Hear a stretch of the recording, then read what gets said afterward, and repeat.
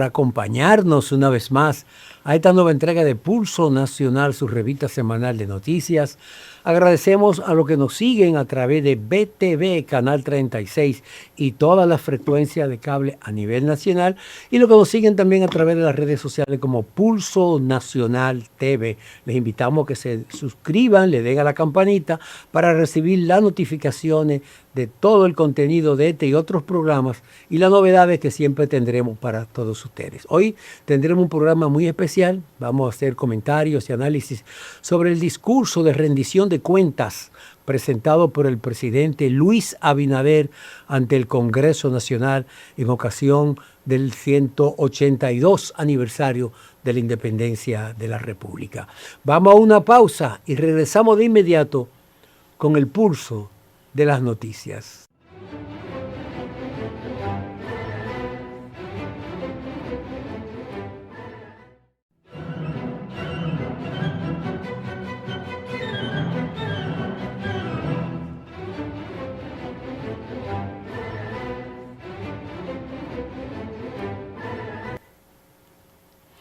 Hola Francis Suero, bienvenida una vez más a Pulso Nacional. Brita Félix, como siempre, nuestra productora y conductora de este programa.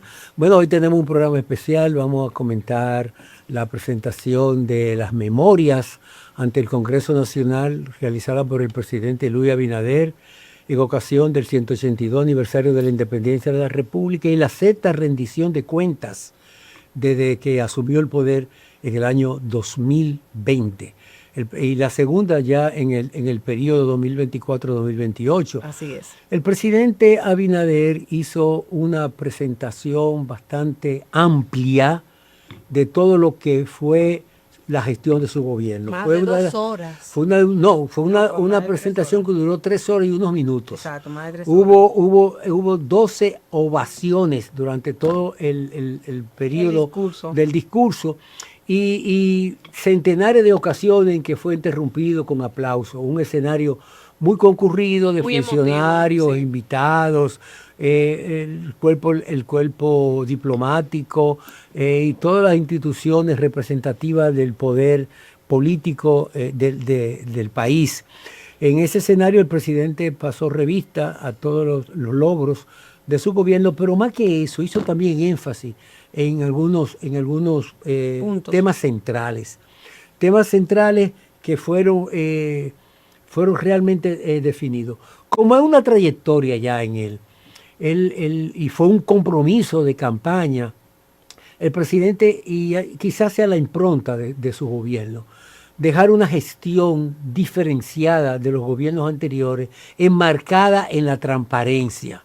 El presidente hizo un énfasis especial en que no va a tolerar la impunidad en los actos de corrupción que ocurran en el gobierno. Los actos de corrupción es difícil que se puedan controlar, que se puedan eliminar. Se pueden controlar, pero no se pueden eliminar. Pero en aquellos casos que suceden, aplicarle todo el peso de la ley. Y a mí me gustó, Francis, el énfasis que puso el presidente cuando se refería a eso. El presidente se emocionó, entonó, cambió su voz y señaló con mucha vehemencia que tiene amigos, más no cómplices. Y fue enfático en eso. Y entonces dijo que él asumía eso como un compromiso con la patria, como un compromiso personal, como un compromiso como la memoria de su padre. Sí. Nunca había utilizado eso tan emotivamente. Y reiterando eso. Y se refirió específicamente a la cosa que más se ha criticado, el caso de Senasa. Dijo, en el caso de Senasa, que es el acto de corrupción más importante que ha ocurrido en los últimos tiempos y que desafortunadamente ocurrió en su gestión, dijo que se va a aplicar, que no hay tolerancia en ese sentido, que se apoderó oportunamente a la justicia para que actúe. Y que independientemente de eso, el gobierno inició una demanda civil para rescatar el más mínimo centavo que se robaron. No dijo que desapareció ni que se perdió. El dinero que se robaron de los fondos de Senasa. Con toda la responsabilidad. Con toda la responsabilidad. Tienen que pagarlo. Reconoció que son amigos suyos, el que estaba dirigiéndolo, pero no cómplices. y que se le va a aplicar la ley y que nadie por encima pueda cometer un acto de corrupción en el gobierno sin que sea realmente castigado. Fue una rendición de cuentas bastante amplia en la que se focalizaron algunos aspectos muy fundamentales en el eje de la economía, en el eje de la salud, Turismo. Habló del turismo, habló también de educación, empleo, seguridad pública. Abarcó casi todos los aspectos del cosa. Y hay muchos aspectos de eso sumamente interesantes del presidente de la República. Jóvenes. Eso es así. Realmente yo entiendo que el tema en este discurso de esta ocasión más interesante o más importante que el presidente ha sido reiterativo, ha sido coherente, es con el caso de la corrupción, la transparencia, de que su gobierno se identifique y sea recordado por la transparencia. Sabemos en la importancia que tiene para el presidente, vemos como su rostro cambió cuando tocó ese tema, su fuerza emotiva, hasta el público que presente en la asamblea se paró y lo aplaudió y lo ovacionó de una forma también bien efusiva, y es por toda la energía que descargó el presidente al tocar este punto.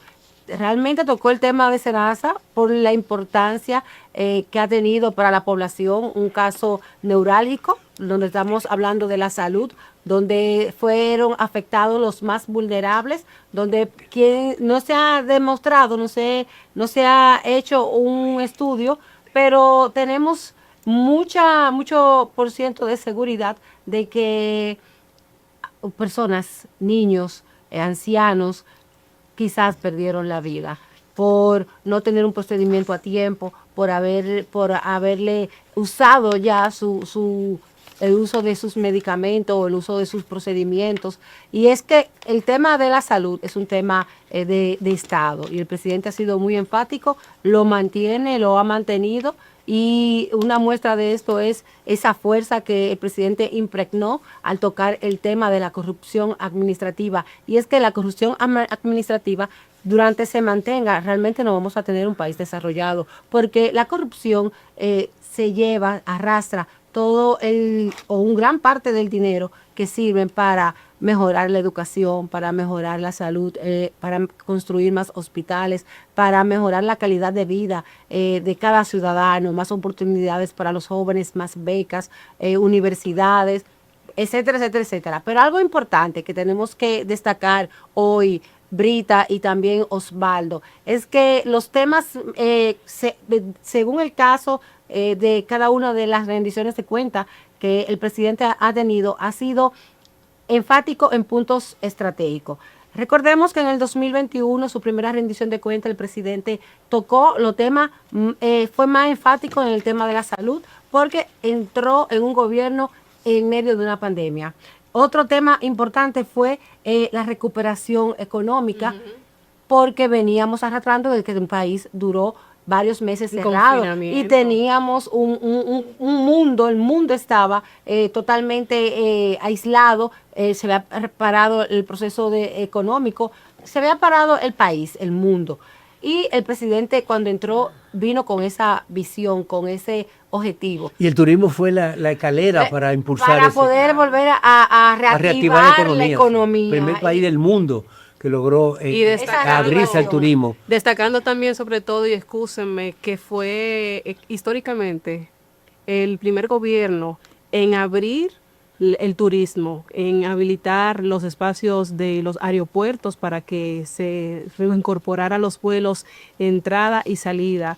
Y en ese sentido mencionaste algo muy interesante sobre el aspecto de la salud, donde él mencionó que más del 50% de los casos que siempre se dan con relación a los dengue, y hasta el momento no se registró ni siquiera la primera muerte, que es un avance significativo en esa parte epidemiológica, tomando en cuenta también las inauguraciones en infraestructuras de centros hospitalarios, y que hemos avanzado muchísimo en la incorporación de nuevos equipos en el sistema de salud pública. También mencionar el punto de los empleos formales. Señores, las mujeres, él mencionó que nosotras ocupamos El más de 50%, 53% de empleos un dato muy formales. importante. Y se comprometió en todavía seguir desarrollando programas para que las mujeres sigamos ese norte de preparación en cuanto a todas las áreas, Y hay un aspecto emprendimiento, las MIPIMES,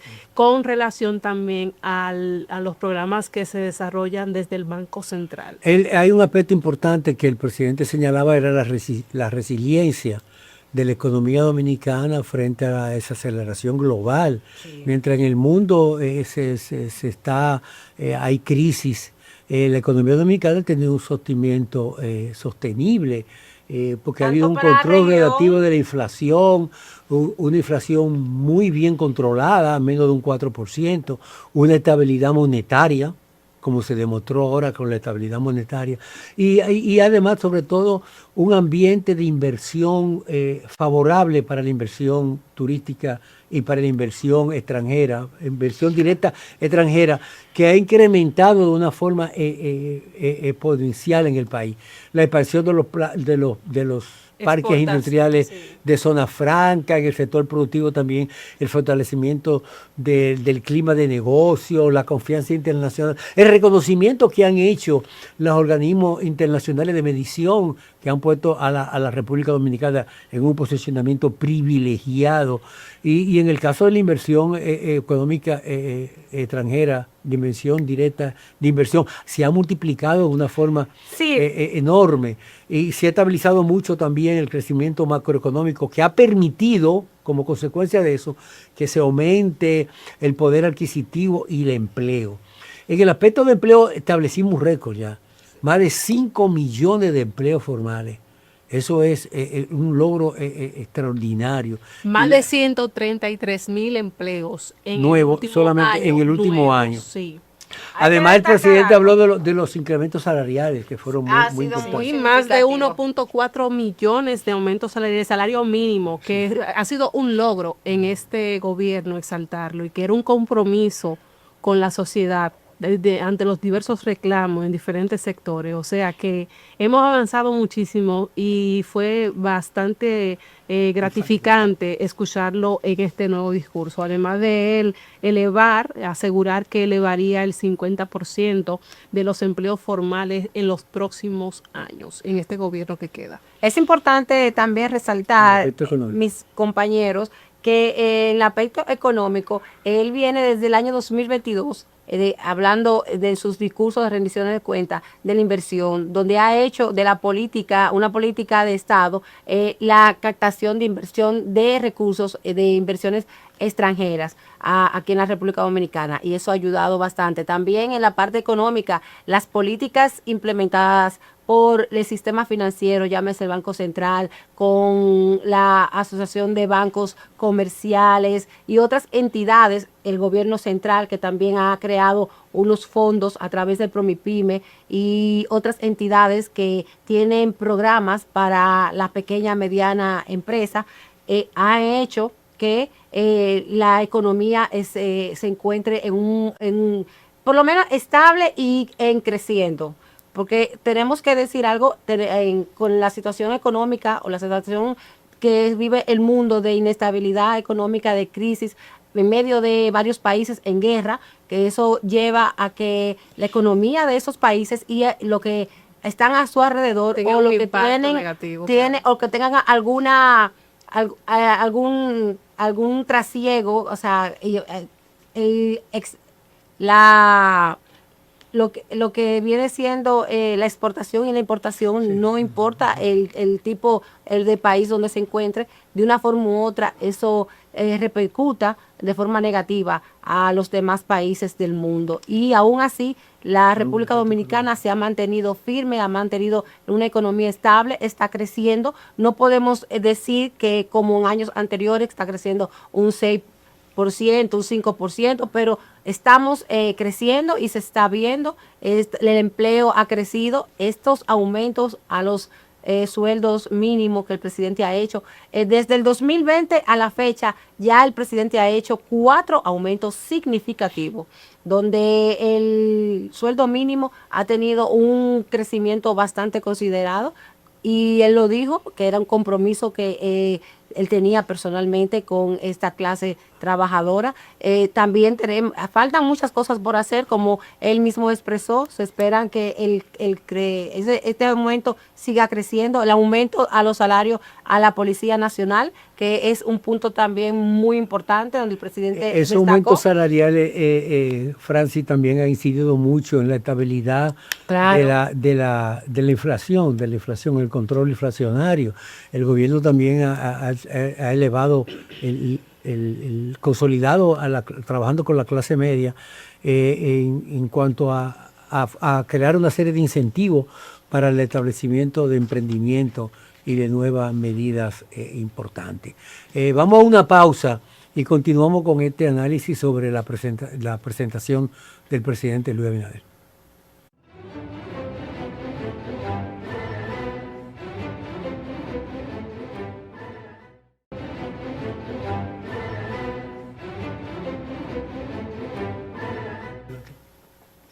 Bueno, estamos de regreso. Gracias por acompañarnos en esta programación aquí en Pulso Nacional. Señores, con relación al pasado encuentro con la prensa ante el discurso del presidente Luis Abinader, seguimos analizando algunos aspectos muy interesantes. Él mencionó algunos avances sociales como resultado del crecimiento económico combinado con la asistencia focalizada. ¿A qué se refiere él exactamente con esta parte? Él menciona que hemos avanzado tanto en el transporte escolar, que realmente es muy significativo en todas las provincias del país, pero también él menciona la disminución de niveles de pobreza general extrema, o sea que también los subsidios, claro que sí, pero la ampliación también de subsidios sociales, como usted menciona, los programas de apoyo alimentarios y también las transferencias condicionadas, o sea que tenemos educación, programas para llevar asistencia de salud, asistencia en cuanto a los sectores más vulnerables, sí, claro, y sobre todo a la protección de las mujeres, a los envejecientes, a los población más vulnerable. Sí, por ejemplo, tenemos el caso de los trabajos que ha realizado programa Supérate, Prope, en el caso, que a través de esos organismos se ha llevado estructuras para hogares en total desvulnerabilidad. También el asunto de habilitar los espacios públicos con la recreación de el arte dominicano en diferentes provincias, pero también se destapó el fortalecimiento en el caso de salud pública, sí. Eso es muy importante, o sea, un punto muy importante. Muy interesante, realmente hay que mencionar lo que hemos avanzado bastante en el sistema de salud. Él habló de la recuperación de los hospitales y de una visión diferente en el uso de la asistencia hospitalaria en el país, modernización, remozamiento de hospitales, la expansión de la atención primaria, que es fundamental, también los programas de vacunación y prevención de enfermedades. También se habló también de la reducción significativa que se ha hecho de enfermedades previsibles. Y sobre la cobertura, eso es importante, cómo se ha ido mejorando la cobertura de los medicamentos y de los servicios especializados, que siempre ha sido una demanda. También el presidente presentó en su informe cómo la salud preventiva sigue siendo un eje central de la política pública. Hay que reconocer que eso no se ha avanzado todo lo que debiera hacerse. Sí. Hay muchas cosas todavía que hacer. Porque también hay que utilizar un capital humano, sí, invertir recursos, una formación educacional con relación a eso. El discurso incluyó también el aspecto educativo. Muy importante. Sumamente interesante. A nivel educativo. Sí, a nivel educativo el presidente habló de cómo se han ido en las escuelas, se dan las tandas extendidas, la incorporación del transporte escolar a través del programa TRAE, así es, que ha ayudado mucho. También cómo se ha ampliado ya la cobertura. En años anteriores se quejaban de que muchos estudiantes quedaban fuera de las aulas, sí, cómo eso se ha resuelto. La matriculación se ha formalizado de una manera bastante amplia.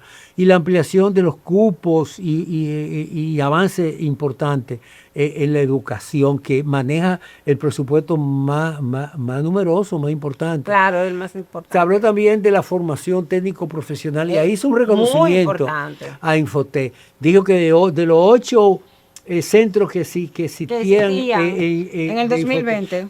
Desde que él asumió el poder. Al día de hoy hay 67 nuevos centros. A nivel nacional. Eso es una revolución, una transformación, Naval. Cómo Infotep se ha ido acercando a la gente y cómo esa formación técnica profesional con el beneficio de que esos jóvenes que estudian Infotep inmediatamente un 97% quedan insertados en el aparato Pero productivo. no solamente eso, Osvaldo, tenemos que destacar que el Infotep está haciendo viene haciendo esos trabajos de ampliación a nivel nacional, pero va coordinando con el sistema productivo de las diferentes áreas, de las diferentes zonas. Si es de hoteles, ellos van al hotel y le preparan a todo el personal, lo equipan, lo ponen ahí mismo, se quedan insertados trabajando. También en las zonas francas, también en las zonas donde se están trabajando los hoteles, donde están proyectando para zonas turísticas, como es el caso de Pedernales, donde ya hay una gran cantidad de personas que... Recursos humanos preparados. Que ese es el más importante, recursos humanos. Usted no puede tener una computadora por más capacidad y última tecnología que sea, si no hay una persona que sepa manejarla. También hay que destacar que el Infotep ha sido uno de las preparaciones técnicas neurálgicas de la República Dominicana en toda la historia, donde el señor Rafael Santos Badía hizo un gran trabajo con esas alianzas público-privadas, donde está llevando formación a cada rincón del país. Y todavía en esta semana pudimos ver donde sectores de San Francisco de Macorís, sectores productivos del área económica, empresarios de zona franca, del sector económico, del sector bancario, piden en esa localidad un Infotep. O sea, es una muestra de la importancia que está llevando el caso de Infotep, Francis, es un caso muy excepcional y especial. El crédito, la reputación que tiene la formación de Infotep es demandada por los empresarios. Así es. Porque Infotep no se ha limitado, señor, y eso es bueno enfatizarlo, a crear esas carreras técnicas tradicionales. Vamos a crear una especialidad, un electricista o un carpintero o un plomero. No. Infotep está trabajando también con tecnología de punta. Estamos trabajando con inteligencia artificial, está trabajando con megatrónica, está trabajando con cuántica, con una serie de tecnología que es lo que demanda actualmente el desarrollo. Claro, no solamente... Entonces, esa demanda que se va a requerir, porque la expansión de la zona franca y de las empresas que se están instalando van a necesitar recursos humanos preparados que puedan manejar ese tipo de computadoras. Pero no solamente a nivel nacional, Osvaldo, el Infotep también está preparando dominicanos en el exterior, donde hay una comunidad dominicana y hay un foco de que se necesita preparación. Ahí ya está yendo el Infotep Europa, varias comunidades de Europa, Estados Unidos y en los centros hospitalarios, carcelarios también. También para cuando salgan de ahí los recursos tengan una formación y se puedan reintegrar a la sociedad. O sea, el trabajo de Infotep ha sido realmente fuera de serie. Quiero mencionarle una observación que tuve la semana pasada con un ciudadano, vecino de la casa. Él me había comentado que había hecho un curso técnico, no recuerdo exactamente cuál, en Infotep, pero estamos hablando de hace 20 años atrás. Él ya tenía estable su negocio, brindando servicios de manera independiente, a lo que él decide ya que buscar un empleo formal para que le paguen quincenal o mensualmente, porque ya entiende que está cansado y no quiere seguir trabajando con las informalidades. En ese sentido, él se acercó al Infotep de manera presencial y le dijo, fui un estudiante que me gradué en el 90 y algo, 2000 algo, no recuerdo exactamente, y ellos le entregaron un voucher, un brochure con diferentes correos electrónicos y número de teléfono para allí enviar su currículum. Y a través del Infotep, el joven pudo conseguir un trabajo a través de una compañía que le está brindando todos los beneficios de ley, un buen salario, seguro médico y todo. A lo que voy con eso, le di seguimiento al caso y me había percatado de que hay muchas personas que a través del Infotep, luego de haberse graduado, consiguen un empleo, porque hay unos acuerdos que hace el sector empresarial con dicha institución, Sí, asegurando que esas personas que se capaciten en diferentes áreas y no quieran continuar trabajando de manera independiente, pues entonces ellos le aseguran en fracciones de 2, 3 días, en menos de una semana, un trabajo estable. Excelente. Y eso es una de las contribuciones que está haciendo Infotec y la formación técnica profesional. Reorientar la orientación. Uno de los aciertos más importantes del presidente Luis Abinader en estos días fue la designación del profesor Rafael Santo Badía del Infotec, donde hizo una verdadera transformación, una revolución, como ministro de Educación Superior y Tecnología. ¿Por qué? Porque ese empuje que hizo el profesor Santo Badía en Infotec, el presidente quiere que lo haga a nivel de educación superior, que ya las universidades no sigan haciendo la carrera tradicional de abogado, de ingeniero, de contadores, que eso la inteligencia artificial lo va a desplazar todo. Lo que hay que trabajar si no se actualizan, aunque se actualizan, lo que hay que focalizar es ya en los desafíos de la formación de recursos humanos que remanda. Y yo creo que es un aporte sumamente interesante que se está realizando. Hay un aspecto que me llamó mucho la atención en la rendición de cuentas, Francis y Brita, fue cuando él habló de las obras. Muy importante. El presidente hizo una descripción provincia por provincia de las obras que está realizando o que ha realizado el gobierno.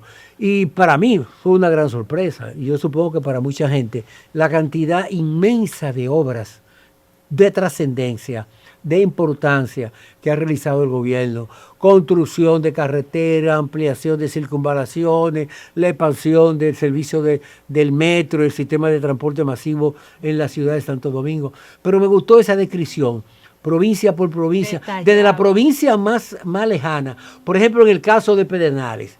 Pedernales era de la zona de mayor pobreza de la República Dominicana. Y en esta administración se ha convertido, ha roto ese paradigma y la transformación en Pedernales, con inversiones importantes en el sector turismo, con la construcción de aeropuertos, con la construcción de un puerto, con la llegada de cruceros a Pedernales, con la construcción de hoteles, con toda una infraestructura para desarrollar un polo turístico importante. Y lo más importante fue el anuncio que hizo el presidente, algo sorprendente, de que se va a establecer desde Pedernales una base para lanzamiento que podría ser de la NASA, de cohetes desde la NASA. Así es. Eso es sorprendente en ningún país. Pero también en cuanto a educación y la tecnología, él habló del acuerdo con Google. Y Nvidia, que realmente es algo sin precedentes muy en la historia de República Dominicana y para la región, porque el primer país de la región que hace ese tipo de acuerdo. También mi querido Osvaldo dice que se sorprendió con tantas obras que el presidente. Realmente yo no me sorprendí, porque el presidente está todos los días, día feriado, fin de semana, no importa, lloviendo, vaguada, todos los días inaugurando en varios puntos del país, todos los días. Y realmente cada una de esas obras trae mejor calidad de vida, mejores beneficios para los residentes de cada comunidad que realiza, cada carretera, cada puente, cada infraestructura, cada hospital, cada escuela que el presidente hace, cada cancha. En el área deportiva el presidente tiene la construcción de 32 polideportivos. Y ahora vienen los Juegos Centroamericanos. Sí. Ahora vienen los Juegos Centroamericanos, pero se estamos preparando, ya estamos a ley de un RIC, porque ya vienen los Juegos Santo Domingo 2026. También. Que eso es en agosto. Y están preparando, remozando todas las canchas, todos los estadios. Bueno, el Centro Olímpico vino el presidente anunció completa, remodelación completa, todo completo. No, y viene también, ahora tenemos en la semana que viene, este lunes, los Juegos de Detroit, de República Dominicana, Juegos de calentamiento para el Clásico Mundial. Aquí en la República Dominicana, un equipo de Grandes Ligas liga con un equipo dominicano. El equipo de Detroit va a tener calentamiento aquí en la República Dominicana y eso no se había visto. ¿Y qué es lo que quiere el presidente? También el turismo deportivo. Sí, que es sumamente importante. Que es una política de Estado. El 2024, en FITUR 2024, el presidente anunció política de Estado del deporte, del turismo deportivo, y se está trabajando todas esas acciones, todos esos proyectos. No es por amor al arte. Y a propósito de eso, Francis, el turismo tuvo un crecimiento extraordinario. El presidente dijo que por cada habitante que hay en el país hay un turista. Hay un turista. O sea, hemos recibido casi 12 millones de turistas el año pasado en la República Dominicana. Y no es el problema de que tengamos muchos turistas. Somos el segundo país receptor de turismo después de México. Tú no vas a comparar México con su tamaño y su población. A México llegan 40 millones de turistas. Nosotros estamos recibiendo 11. Por encima de todos los demás países. Por encima de Brasil, por encima de Colombia, por encima de Argentina, por encima de todos los demás países de la región. Está la República Dominicana. Y muchos de esos países dicen, ¿y qué es lo que hacen los dominicanos que logran convencer y traer tantos turistas? Sí. Bueno. Y realmente tenemos condiciones especiales, pero no tan solo la cantidad de turistas. Estamos tratando de hacer inversiones para mejorar el tipo de turismo que queremos. Claro. El servicio de turismo, un turismo que venga, que descanse, de alta clase, que genere más recursos. 13,000 millones de dólares ingresan a la República Dominicana solamente a través del turismo. Osvaldo, es lo que estamos resaltando. No solamente el turismo de sol y playa. El presidente se ha enfocado en crear diferentes áreas de turismo, como es el turismo de salud, el turismo deportivo, que ya lo religioso, el turismo religioso, también el turismo cultural y el turismo económico. Y en el caso de la zona colonial es un caso muy especial. El presidente habló, tenemos primicias, 53 primicias en la zona colonial. La primera iglesia, el primer centro, todas las cosas importantes, la primera catedral, la primera ciudad. Entonces, lo primero todo. Entonces, esas inversiones que se están haciendo en la zona colonial van a contribuir mucho. Y él anunció también un servicio de transporte para la zona colonial. Son unos carros pequeños, eléctricos, que la gente puede desplazarse en las angostas calles de la zona colonial. Vamos a una pausa y continuamos con este análisis de la rendición de cuentas del presidente Luis Abinader. No se vayan.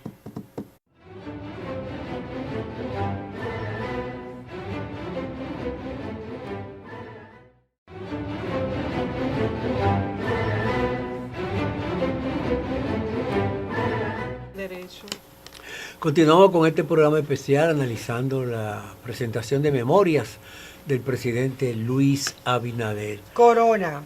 Y Corona, ese es su segundo apellido. Mira, sería interesante que hiciéramos un balance de cómo han sido las presentaciones del presidente desde que empezó a presentarse ante la Asamblea Nacional. Desde su llegada al poder en el año 2002, el presidente 2020 estructuró su discurso sobre ejes importantes. Fueron 5 ejes. Habló siempre de economía, de empleo, de lucha contra la corrupción, las políticas sociales también, la imparcialidad. ¿Cómo podemos hacer un análisis de contraste? Por ejemplo, en economía. Él ha prometido desde que asumió el poder recuperar la economía tras la pandemia. Fue una de sus primeras promesas.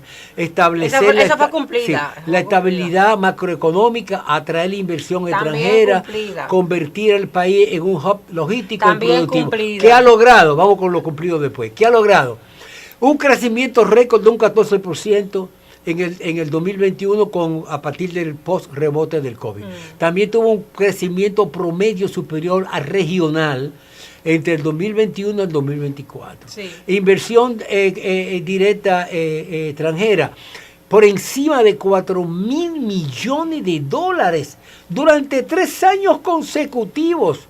Y el impulso en cifras históricas del turismo, más allá de 10 millones de visitantes en el año 2023, yo creo que fue, y 11 millones ya en el Para el 2024, y repitió en el 2025 con algo más de 11 millones, acercándose a los 12 millones.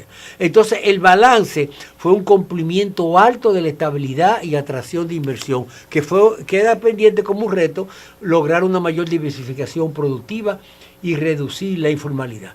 ¿Qué otra cosa? Eso es un reto muy grande. Sí, ¿qué otra cosa importante se han hecho en estos 5 años y medio de gobierno? Él prometió en una de sus alocuciones recuperar empleos perdidos, recuperar los empleos, formalizar el mercado laboral, mejorar los salarios reales.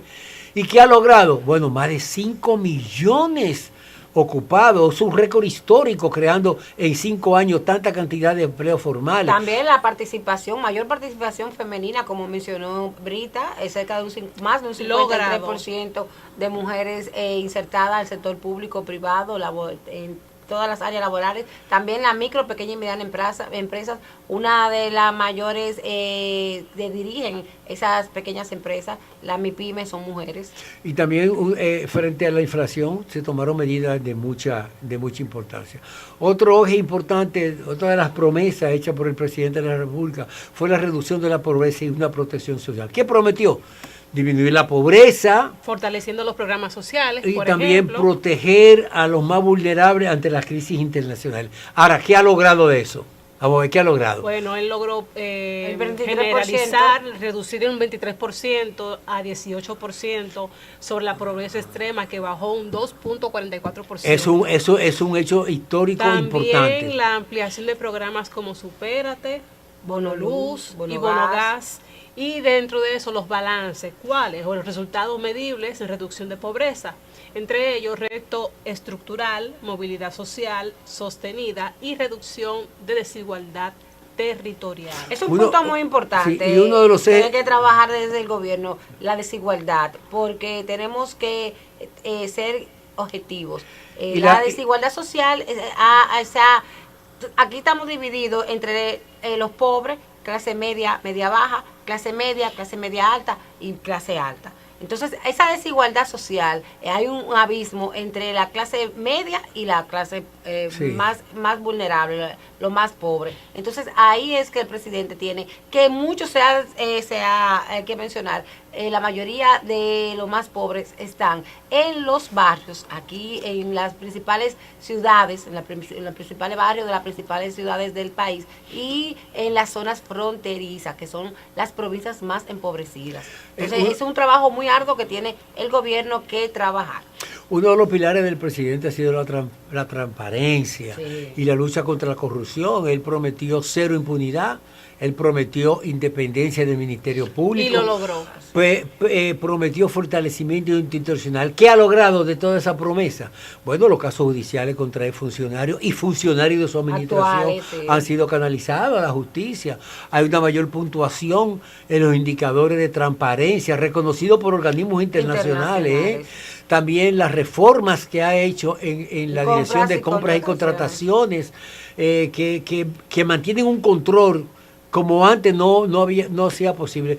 En sentido general, hay un cambio de percepción de una independencia judicial, en criterios propios, críticos, que señalaban lentitud en los procedimientos y una selectividad política. Sin embargo, en el caso de las contrataciones públicas, en gobiernos anteriores habían tomado algunas medidas, pero no tenían consecuencias. O sea, tú prohibías que los funcionarios vendieran al Estado, pero nada más lo prohibían. Entonces, pero no había consecuencia de eso. Ahora no, ahora se hizo una nueva ley de contrataciones públicas que prohíbe que eso, pero si la violan, tanto el que compra como el que vende, el que se utiliza este mecanismo, va preso. Y hay sanciones. Y hay sanciones ya establecidas en la ley. ¿Qué espera la población? ¿Qué espera? Hay una queja también, en la gran mayoría de las personas, es que se necesita penas más drásticas. Recordemos que la pena más alta en tema de corrupción administrativa son 5 años. Entonces, realmente es lamentable, está muy bien que ya se persigan, que se se capten algunos bienes sustraídos del Estado, pero se necesitan penas más drásticas. La gente, la población, los ciudadanos esperan que estas leyes sean más robustecidas, que haya más penas ejemplares, porque los casos también se reduzcan los casos. Tenemos casos desde el 2020 y ya estamos en el 2026, cuando el tiempo de finalizar un proceso judicial debe de ser 5 años. Claro. Y ya tenemos casos ya tienen 6 años. Casi perimiendo. Ya perimiendo. Si es por el tiempo que estipula la ley, son 5 años. Y tenemos casos del 2020, como el caso Calamar y caso Pero es el caso, es lentitud de la propia justicia. Claro. Sí, pero ya la población espera que se ponga, sea más drástica, los casos sean más, tú sabes, más rápidos, sean menos largos, menos costosos para la población. Cada caso judicial conlleva muchos recursos del Estado. Eso es uno de los desafíos, Francis, que se enfrentaría el gobierno. En infraestructuras y servicios también. El presidente prometió modernizar el transporte público. Entre ellos más aulas también y hospitales en ese sentido. También la expansión de agua potable y energía. Y habló también de miles de nuevas aulas conectadas. Y también de incremento en la cobertura de los servicios básicos. Bueno, miles de aulas nuevas y conectadas. Sí lo ha logrado esa parte. También la expansión del metro. Bueno, ahora mismo el presidente hizo mucho énfasis en la ampliación de la línea 12 del metro. Que fue inaugurada en esta semana pasada, finalizada la semana pasada, que tiene un impacto extraordinario. Lo que es un hecho son los avances visibles en infraestructura, eso es indiscutible. Y pendiente, la calidad de gasto de mantenimiento sostenible. En conclusión... y la calidad de los servicios. Sí, claro. Que no sea solamente ahora porque se están inaugurando, que las calles le den mantenimiento, que no se deterioren, que las estructuras le den continuidad de mantenimiento, que no se agrieten, que las filtraciones no deteriore la edificación, que el metro mantenga también su calidad, tanto en infraestructura como también en recursos humanos. Claro. Recordemos que el inicio de la primera línea del metro era impecable, esos empleados, esas áreas comunes del metro, de la primera línea del metro, realmente nunca se puede nadie decir que eso estuvo desmejorado. Arrabalizado, estuvo jamás. Limpio. Y sus empleados, siempre bien limpios, bien uniformados, bien decentes, tratando a los ciudadanos con mucho respeto. Se necesita también eso, que en los servicios de las instituciones que prestan servicio al ciudadano, se trate con mejor calidad. Pero también debe de una contraparte en esto. Hay mucha gente que va al metro y tú ves que entran con un aparato de música, oyendo música. Hay otros que van a predicar y hacer cosas. Todo eso debe de prohibirse. Claro. Eso debe de prohibirse. En el metro no debe permitirse que nadie hable. No diga hasta como que nadie hable. Y porque entonces la libertad de expresión. No, en el metro no. Es que en el metro, escúchame, en el metro tú entras y si yo voy al metro y tú también voy al metro, voy para mi trabajo y yo quiero sentarme si quiero oír mi música, lo oigo con un audífono. Si quiero leer un libro, pero yo no puedo estar leyendo un libro o disfrutando de una cosa para que venga otro a predicarme o con una bocina sin tú saber si el que va al lado tuyo está cansado que salió de trabajar eso le duele la cabeza. Que respetarlo, porque incluso te desconcentra cuando llegan a una parada. ¿Se te pasa? Que hacen el anuncio. Hacen el anuncio, realmente eso. Bueno, señores, en conclusión, vamos de las promesas, de lo que ha prometido el presidente y de lo que se ha cumplido. Si se mide por indicadores, por ejemplo, macroeconómicos y reducción de la pobreza, el gobierno muestra cumplimiento significativo de sus metas iniciales, claro, en este caso. Sin embargo, el debate político de este año probablemente se centraría en el costo de la vida, la seguridad ciudadana, la calidad del empleo, la reforma fiscal pendiente en diferentes temas, entre ellos también la sostenibilidad y del crecimiento. ¿Tú sabes que es un reto que tiene el gobierno? Sí. A ver, Osvaldo, para decir un reto que tiene el gobierno, que no podemos dejar de mencionarlo. lo que tú ibas a decir, dilo para yo decir. Sí, lo que yo te digo que esos desafíos que hay, que señalaba Brita, de la seguridad ciudadana, el costo de la vida, se están haciendo esfuerzos en eso. Sí, y las reformas pendientes. Eso es muy importante. Y mira, y realmente al gobierno del Partido Revolucionario Moderno no le luce aprobar las reformas que hay pendientes, porque tiene mayoría en el Congreso. El gobierno del presidente Abinader tiene mayoría de diputados, de los 190 diputados tiene 147, una mayoría extraordinaria, y tiene la mayoría de los senadores. Entonces, reforma como la reforma laboral, no hay justificaciones para que se dilate más. El presidente es un demócrata. Y el presidente no mira las cosas como quizá la podemos analizar cualquier ciudadano. Él recibe informaciones de otros sectores, el sector productivo. Él quiere que se haga un consenso. Él pudiera imponer esa mayoría y hacer las cosas a su manera. Pero él prefiere consensuarlas. Porque él dice, si yo tomo medidas muy drásticas en un sentido, yo puedo frenar en otro sentido la llegada de inversiones, la creación de nuevos empleos. Yo quiero favorecer el sector empresarial, pero no puedo perjudicar al sector laboral. Tengo que buscar un equilibrio. Pero un detalle importante, que ese es un fuerte para él, que una persona demócrata, una persona que le gusta consensuar, que no quiere imponerse, pero lo critican por eso. Entonces, todo es muy... palos y boga y palos y no boga, pero hay que dejar al presidente. Pero ese es el reto que tiene la administración del presidente Abinader, aprobar esas reformas que están pendientes, como las reformas que se contemplaron y que se deben de hacer por recomendación del Tribunal Constitucional al Código Procesal y al Código Penal también, ambos códigos que tienen observaciones inconstitucionales, que está ahora en el periodo de un año de prueba, sí, que ya debe de ejecutarse próximamente. Entonces, estas son las cosas pendientes. Y otras reformas, lamentablemente no se pudo hacer una reforma laboral, una reforma fiscal, como se pretendía, integral, por la oposición de algunos sectores, pero se pueden tomar medidas realmente encaminadas a esa. Y esa reforma fiscal habrá que hacer una reforma tributaria integral, fiscal, que contemple lo tributario, pero también eso hay que hacerlo. ¿Que tiene un costo político? Sí, tiene un costo político. Bueno, que muchos dicen, bueno, faltan 2 años para unas elecciones. No, pero él no vuelve, él no va a repetir. Él no vuelve, pero su partido quiere quedarse. Bueno, pero hay que hacerlo porque el país... trabajen para que se quede. Y que el país está por encima de eso. Yo creo que el gran reto es crear las condiciones para que el gobierno pueda seguir invirtiendo, reciba los recursos, para que esos recursos se administren de la mejor manera. Vamos a una pausa, porque hay mucho más en Pulso Nacional.